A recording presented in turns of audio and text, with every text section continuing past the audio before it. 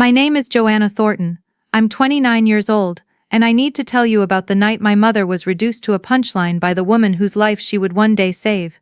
It happened at Magnolia Grove, the nicest restaurant in Millbrook, North Carolina. My mother-in-law, Beverly, asked my mom what she did for a living. When Mom said she'd been a home health aide for 27 years, Beverly turned to the entire table and said, "Oh, so you clean up after people for money." Two people laughed. One was a pastor. Nobody corrected her. Not even me. My mom didn't flinch. She said something so quiet and steady that I almost missed it. Then she changed the subject because that's what dignity looks like when it's sitting at a table that doesn't deserve it. 3 weeks later, Beverly had a stroke. And the only person qualified within 30 miles was the woman she'd just mocked. My mother's name is Diane Thornton, and she has been a home health aide for 27 years. She raised me alone after my father died in a construction accident when I was 11. Mom was 30 with a daughter who wouldn't eat for 3 days after the funeral. She went back to work on the 4th day because the electric bill doesn't grieve. Here's what a home health aide actually does. My mom wakes up at 5 a.m., drives 40 minutes to her patient's home, and checks vitals, blood pressure, oxygen, temperature. She administers medications, performs physical therapy exercises, prepares meals that match dietary restrictions. She bathes patients who can't lift their own arms, changes wound dressings, monitors for infection. When I was 9, she brought me along on Saturday shifts because she couldn't afford a sitter. I'd sit doing homework while Mom held the hand of Mrs. Abel, an Alzheimer's patient who forgot her children's names but remembered every word to Moon River. Mom sang it with her every Saturday for 6 years until Mrs. Abel died in her sleep with my mother sitting 3 feet away. Crestview Home Care is the largest home health agency in a 3-county region of central North Carolina. My mother is their highest-rated caregiver. 5 stars on every patient review for 11 consecutive years. She has certifications in stroke rehabilitation, dementia care, wound management. She has never once been ashamed of what she does. "Not everyone can do this work, Joanna," she told me once. "Don't let anyone convince you otherwise." I dated Marcus Ashford for 4 years before the wedding. He's a civil engineer, quiet, steady. His mother Beverly was polite in the beginning, the kind of polite that takes you 6 months to realize is conditional. At the first dinner at the Ashford house, she introduced me as Marcus's little girlfriend, even though we'd been together 2 years. She asked where my mother went to school. She pointed to Marcus's diploma on the wall and said, "Do teachers still need a master's degree?" With her head tilted, the way you'd ask a child about their finger painting. Marcus would squeeze my hand in the car after, saying she was old-fashioned and would warm up. 4 years, she never warmed up. But here's what I didn't catch. Beverly never asked my mother what she did for a living, not once in 4 years. She steered around the question like a driver who already knows where the pothole is. Beverly arranged the seating at the rehearsal dinner. She put herself at the head. Mom was at the far end between Linda and an empty chair. I noticed. I didn't say anything. The first hour went fine. Toasts, laughter. Pastor Jim told a story about a couple he married 40 years ago who still hold hands at church. My mom wore a navy blue dress with pearl buttons. She looked beautiful. Then dessert came, and Beverly pulled up a chair next to Diane. "So Diane, I don't think I've ever asked, what exactly do you do for a living?" My stomach dropped. Not because of the question, but because of the smile. My mother set down her fork, folded her hands, and met it head-on. "I'm a home health aide, have been for 27 years. Beverly didn't look at Mom. She turned to the table, all 12 faces, and raised her eyebrows like she'd just heard something amusing. "Oh, so you clean up after people for money." The room stopped. Linda put her knife down. One of Beverly's friends let out a small laugh. Marcus's hand found mine under the table.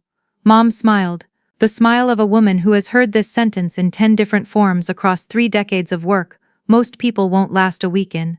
"Someone has to," Mom said. Beverly laughed, patted Mom's shoulder like you'd pat a golden retriever, and walked back to her seat. Mom's hand found mine under the tablecloth. She squeezed once. "Don't," she whispered, "not tonight." I listened. I sat there with 12 witnesses and a mouthful of words I didn't say. That's the part I still can't forgive myself for. The rest of the dinner lasted another 40 minutes. It felt like 4 hours. Mom didn't eat another bite. When the valet brought the cars around, Beverly walked past my mother without a word. The car ride home was 11 minutes. Neither of us spoke until mile 6. "Mom, I should've, You did exactly right, she said, staring out the window. Tomorrow is your wedding, that's what matters. We pulled into her driveway. She got out and leaned in, hugging me through the open frame. You are marrying a good man, Joanna. His mother is his mother. You are my daughter. Those are separate things. I sat in the driveway with the engine running for 3 full minutes. I was shaking from rage. My mother had just been called a maid on the night before my wedding, and she was the one comforting me. Instead of going back inside, I drove home and married Marcus the next morning. The wedding was beautiful.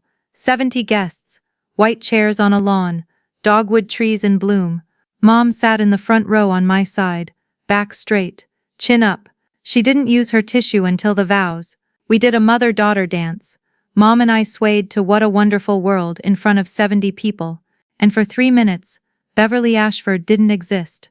Beverly watched from her table. She didn't clap when the song ended. 2 weeks after the wedding, Beverly invited us to Sunday dinner. Just close family, she said on the phone to Marcus. After dinner I asked, Beverly, when should we have Mom over for a family dinner? She didn't look up. Oh, it's just close family for these, dear.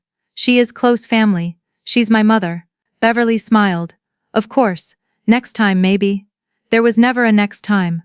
Over the following weeks, Diane's name didn't come up at the Ashford table. Beverly planned a 4th of July barbecue and didn't invite my mother. I ran into Marcus's Aunt Carolyn at the grocery store one Tuesday. She had the face of a woman who'd been carrying something she needed to put down. Joanna, can I talk to you a second? Carolyn told me what Beverly had been saying at book club. Beverly said Marcus married someone from a working family. She said my mother's job wasn't exactly what she'd envisioned for the Ashford family. That night I told Marcus, word for word. He leaned back on the couch and ran both hands through his hair. I'll talk to her. You said that 3 weeks ago. I want you to tell her my mother deserves respect. In front of the same people who heard her say it. You're asking me to embarrass her. She embarrassed my mother twice in public. I'm asking you to correct the record. Marcus didn't promise.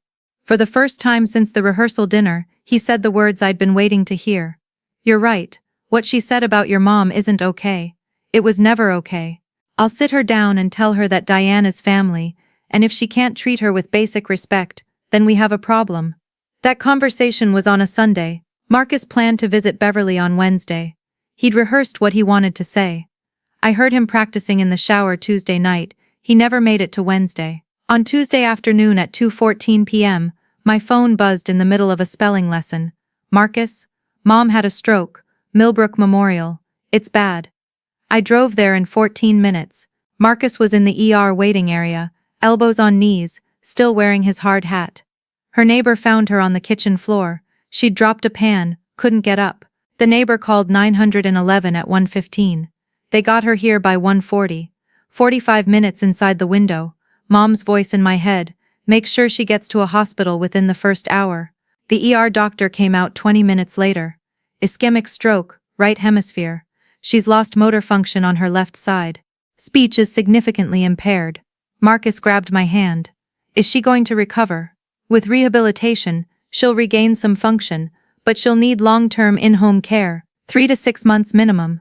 The doctor gave us a packet with a list of approved providers. I looked at the first page. Approved home care agencies covered by Beverly's Blue Cross plan. The first name was Crestview Home Care. I closed the folder and stared at a water stain on the ceiling tiles. The woman Beverly mocked was about to become the woman Beverly needed. Marcus called Crestview the next morning from Beverly's hospital room. Beverly was asleep, sedated, her left side motionless. I listened to Marcus explain the situation. Ischemic stroke, right hemisphere, needs in-home rehabilitation, swallowing therapy, physical therapy. Does she require stroke-specialized rehabilitation? The scheduler asked. Yes. Let me check our roster. Pause. Keyboard sounds. We have one certified stroke rehabilitation specialist available in your service area. I'll assign her to the case.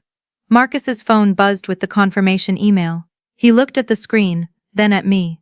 You've got to be kidding me. I took the phone. It read, Caregiver, Diane M. Thornton, CNA.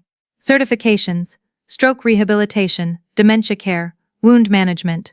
Patient rating, 5.0, 11 consecutive years. Marcus called back immediately. Is there someone else? The scheduler was direct. Mr. Ashford, Diane Thornton is the highest-rated caregiver on our staff. She's also the only aide with stroke rehabilitation certification within 30 miles. If you want to transfer from Raleigh, the wait is 2 to 3 weeks. We can't wait 3 weeks. Then Diane starts Monday. He hung up. Marcus said, I have to call Diane. He dialed. I watched his face as it rang. Diane, it's Marcus. I know this is awkward. You don't have to do this. My mother's voice, steady as a level. Is she getting the care she needs right now? No. Then I'll be there Monday morning. Sunday night I drove to Mom's house.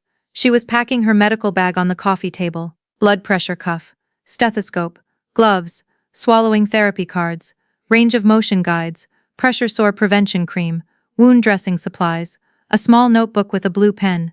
Mom, I said, she called you a maid. In front of everyone. Twice. You don't owe her anything.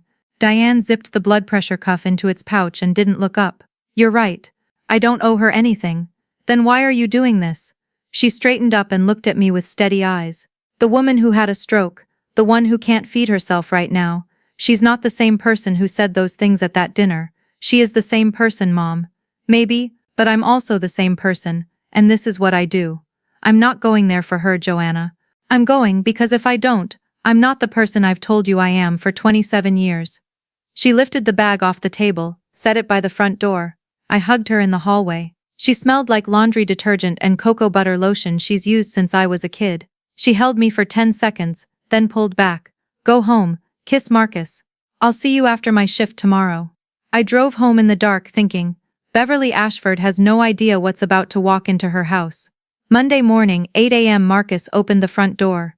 Diane stepped inside wearing her Crestview uniform, navy blue scrubs, white sneakers, her name badge, medical bag in her right hand. A hospital bed had been set up in the living room where Beverly used to host her book club. Beverly in the bed was different. Left side of her face slack, left arm motionless. Her right hand gripped the blanket like a rope. She saw Diane, her eyes went wide. She tried to speak, the words came out bent. No, not her. Diane set her bag on the side table, washed her hands, pulled on gloves and walked to the bedside with the same measured pace she walks into every patient's home. Good morning, Mrs. Ashford. I'm Diane, your assigned caregiver from Crestview Home Care. I'll be here Monday through Friday, 8 to 4. She opened her bag and pulled out the blood pressure cuff. Let's start with your vitals. Beverly turned her face toward the wall. Marcus stood in the doorway. He called me that night, his voice cracking. He wasn't crying because his mother had a stroke. He was crying because he'd just watched Diane Thornton do exactly what Beverly said she did, take care of someone. For the first time, he understood it wasn't small. The first week was war without weapons. Beverly refused to eat when Diane cooked. Diane placed the meal on the bedside table and left. 30 minutes later, the plate was clean. Beverly pressed the call button every 10 minutes. Different requests each time. She couldn't walk, couldn't dress herself, couldn't brush her teeth, but she could still try to make Diane jump. Diane jumped every single time without irritation, without sighing, without a flicker of resentment. She adjusted the blinds and brought the water and fluffed the pillow as though each request was the first one she'd received all day. On Wednesday, Beverly told Marcus she wanted a different caregiver. Marcus sat on the edge of her bed. Mom, she's the only one qualified within 30 miles. Beverly's jaw tightened. She didn't mention it again. Friday afternoon, Diane filed her first weekly report. Patient resistant to initial therapy. Recommend continued daily swallowing exercises and gentle range of motion work. Blood pressure trending downward. Improvement from admission. Adjusting schedule for patient preference. Professional. Clinical. Not a single personal word. Not a trace of history. I read it twice. That's my mother, I said. Marcus nodded. My mother was treating the woman who humiliated her the same way she treats every patient. With competence so complete it doesn't need commentary. By week 3 the silences between them changed. Not friendly, but the edge was gone from Beverly's voice. She stopped pressing the call button as a power play. Diane ran swallowing therapy every day at 10 a.m. Beverly would try, cheeks hollow with effort, eyes wet. Diane would wait. If Beverly choked, Diane wiped her chin and said, "Again, you've got this." Week 5, Wednesday morning.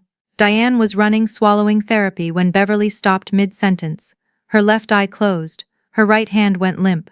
The cup hit the mattress and rolled. Diane didn't freeze. She moved like a surgeon when monitors flatten with speed that looks calm because panic is trained out of it. She checked Beverly's responsiveness. Beverly, can you hear me? Squeeze my hand. No squeeze. She positioned Beverly on her side, checked the airway, grabbed her phone and dialed 911. This is Diane Thornton, certified home health aide. I have a 62-year-old female, post-ischemic stroke, presenting with sudden loss of consciousness and right-side flaccidity. Onset 90 seconds ago. I believe this is a TIA. Requesting immediate transport. She hung up and monitored Beverly's breathing, counted the seconds, documented the time in her notebook. The paramedics arrived in 8 minutes. They found Diane with 2 fingers on Beverly's radial pulse, a blood pressure reading logged, and a timeline written on a sticky note. The lead paramedic read the note. Who identified the TIA? I did. Are you a nurse? I'm a home health aide. He looked at Diane for a long moment. You probably just saved her from a full secondary stroke. At the hospital, the neurologist confirmed it. A transient ischemic attack. If delayed by 15 minutes, Beverly would have lost her ability to speak permanently.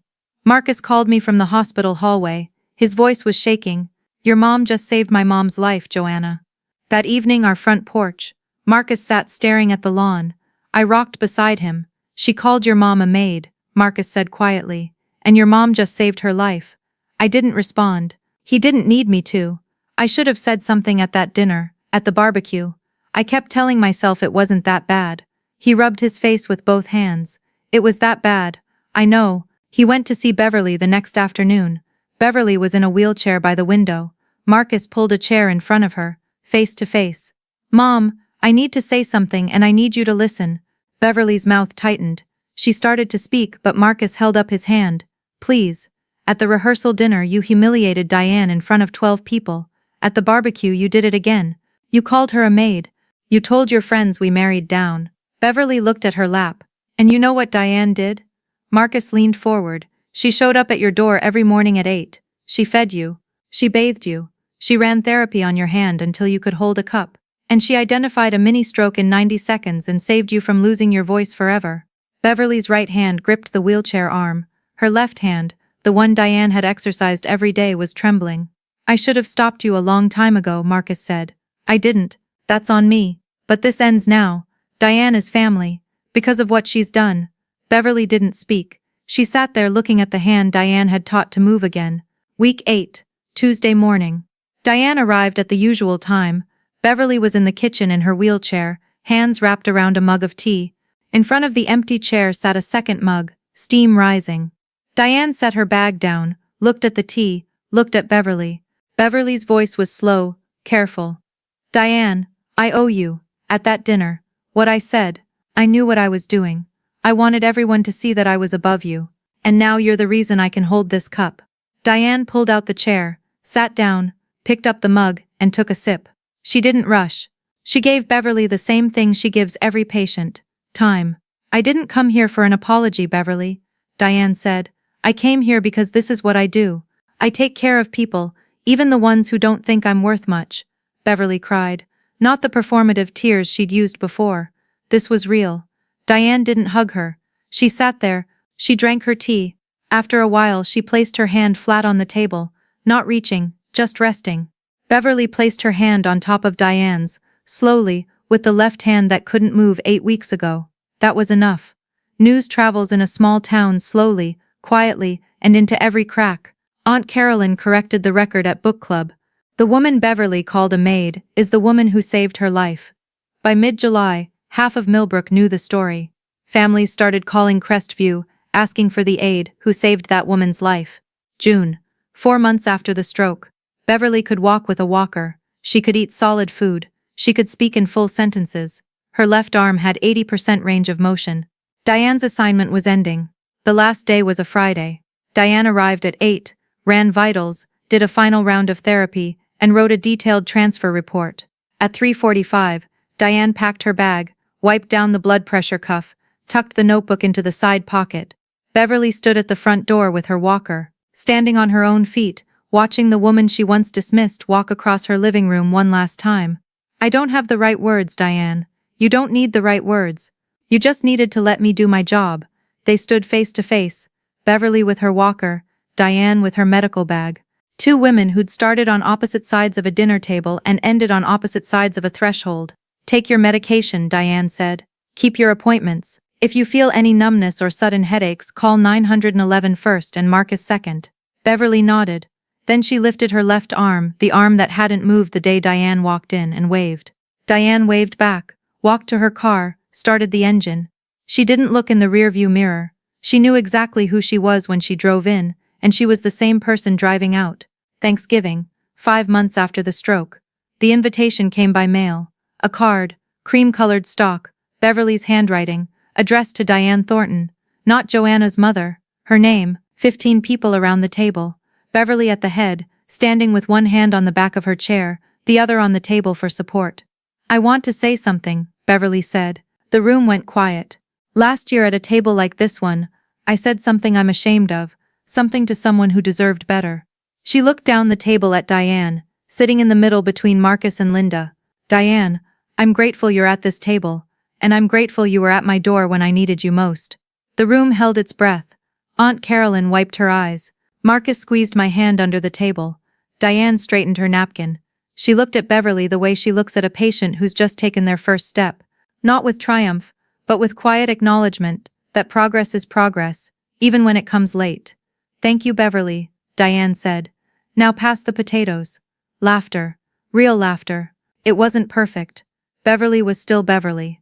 But that sentence in front of 15 people was the public correction that Diane had never asked for, and Beverly had finally chosen to give. I used to think standing up for someone meant fighting. Raising your voice. My mother showed me a different way. She showed up every morning at 8. She packed her bag, drove to the house of the woman who'd humiliated her, and did the job she's been doing for 27 years. She didn't lecture Beverly.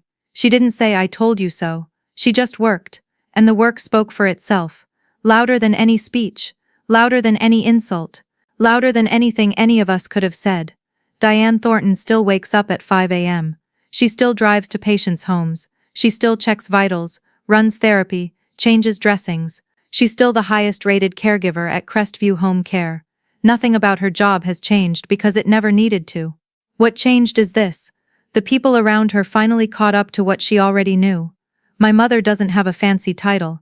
She doesn't have a corner office. But she has something Beverly spent 62 years trying to buy and never could. The ability to walk into any room and know exactly who she is. A few months after Thanksgiving, I drove to Mom's house because I had something to tell her. She was in the kitchen, wiping down the counter. The 3-ring binder was on the table again, open to a new certification module. Mom, sit down. She looked at me and read my face. You're pregnant.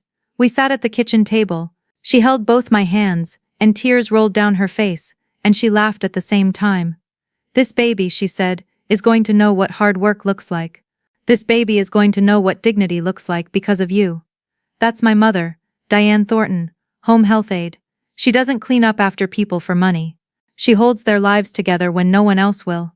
She walks into houses where she's needed, and sometimes where she's not wanted. And she does her job with a level of skill and grace that most people will never see. And if anyone at any dinner anywhere ever asks what my mother does for a living, I'll be the one who answers first this time.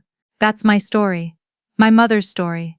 If you know someone who's been looked down on because of their job, send them this video. They need to know someone sees them. If you've ever been Beverly, if you've ever judged someone for their work before understanding what it takes, that's okay too. Growth doesn't have a deadline. If you liked how this ended, not with yelling, not with revenge, but with showing up every single day and doing the work, then subscribe. I'm Joanna. Thank you for being here.